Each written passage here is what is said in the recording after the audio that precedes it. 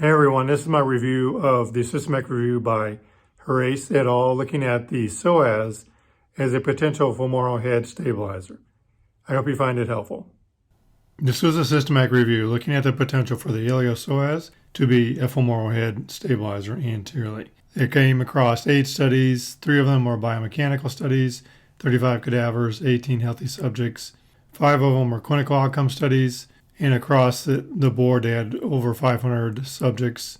They also looked at people that had tenotomies, so the psoas was released. What they found is primarily that the iliopsoas was a stabilizer from 0 degrees of hip extension to 15 degrees of hip flexion, and then, of course, beyond hip extension as well.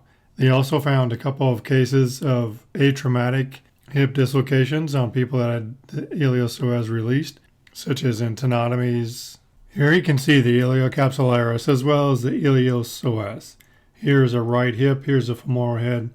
This ghosted out area is the wide ligament of Bigelow, and here is the reflected and traditional head of the rectus femoris. So right femoral head facing towards us, and you can see how the iliocapsularis and the iliopsoas run directly in front of the capsule, the ligament, and then also how it runs in front of the labrum.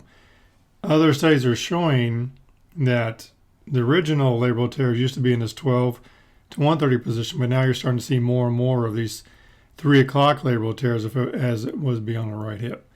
And with extension and external rotation, you're starting to see how that would stress the iliopsoas potentially and how it could be a restraint. The additional variable to consider here is what is the effect of torsion. So if the femoral head torsions forward, this is the right hip again, as the iliopsoas comes down and across and attaches down here, that could potentially put more pressure on that. And again, here's the iliofemoral ligament. Here's the labrum. Here's where you're starting to see those 3 o'clock labral tears. So I think a couple take-home points here is looking at patients that have tenotomies or iliopsoas releases, and people that are having these, what you think are tight psoas, perhaps it is a psoas that you don't necessarily need to stretch, perhaps strengthen, focus on those kinds of mechanisms, and address it from a strengthening standpoint as it may be compensating. Hope you found it helpful. Take care.